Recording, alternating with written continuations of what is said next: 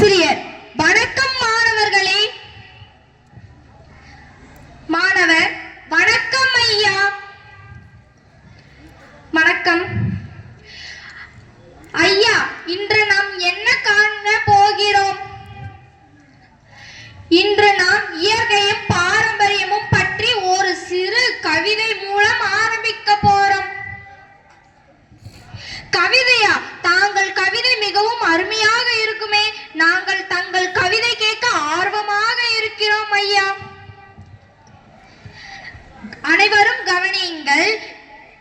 பச்சைப்பட்டு உடுத்தி இருக்கும் பூமி தாயே, பாரம்பரியத்தின் கதை சொல்லும் பாட்டி தாயே, வளரும் ஒவ்வொரு மரமும் சொல்லும் கதை பாரம்பரியம்.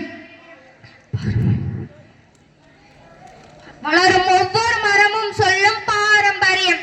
வேரில் பதித்த நம் பாரம்பரியம், கிளையில் படரும் நம் பந்தம். இயற்கையின் புன்னகை பசுமை, நம் பண்பாட்டின் பெருமை பாரம்பரியம்.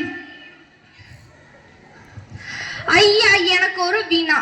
முதலில் இயற்கை என்றால் என்னங்க ஐயா? நல்ல கேள்வி கேட்ட, மிகவும் அருமையான கேள்வி, மிக நன்று. முதல்ல இயற்கைனா நம்ம நினைவுக்கு வருவது இயற்கையான சூழல், புல்வெளி, மரம், மலைகள் போன்ற இயற்கையான சூழல்கள் நம் நினைவுக்கு வரும். பாரம்பரியம்னா நம்ம நினைவுக்கு ஊட்டுவது பாட்டி, தாத்தா, இனம், மதம், மொழி, கலாச்சாரம் போன்றவை ஆகும். ஐயா, எனக்கு ஒரு வினா. சொல் மாணவன். ஐயா, பாரம்பரியம்னா என்னங்க ஐயா?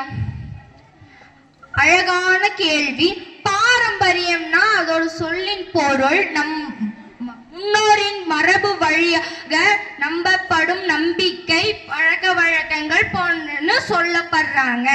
இன்னும் ஒரு ஆழமா ஒரு படி மேல சொல்ல போனோம்னா, இப்ப கொரோனா வந்த காலத்துல ஏற்பட்ட பெரும் சூழ்நிலைகளில நம்ம முன்னோர்கள் எங்கேயோ போகாம இருந்தாங்க. நம்ம சந்ததியினர், இப்ப இருக்க சந்ததியினர், அவங்க இப்ப தமிழர்கள் யூஸ் பண்ண வேப்பிலை, நிலவேம்பு,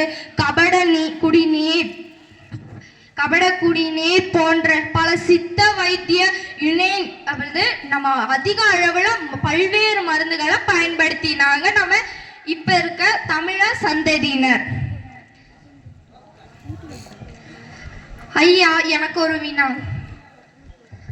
சொல் ஐயா. இது எல்லாம் நாம எப்படிங்க ஐயா தடுத்து நிறுத்தலாம்?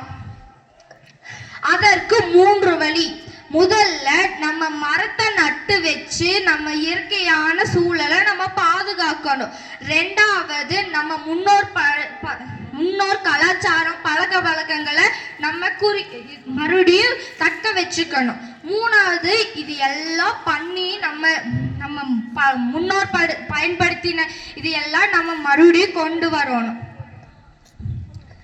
சரிங்க ஐயா, நீங்க சொன்ன மாதிரி நாங்களும் இனிமேல் பாரம்பரியத்தை பாதுகாப்போம். இறுதியா நான் ஒண்ணு மட்டும் சொல்லி முடிக்க விரும்புறேன். பாரம்பரியத்தை மதிக்கிறதும் இயற்கை பாதுகாக்கிறது. இயற்கையை பாதுகாக்கிறது, பாரம்பரியத்தை மதிக்கிறது. 2ம் நம் கண்கள், வாழ்நாள் கண்கள் போனவை. 2ம் ஒவ்வொருவரோட கடமை.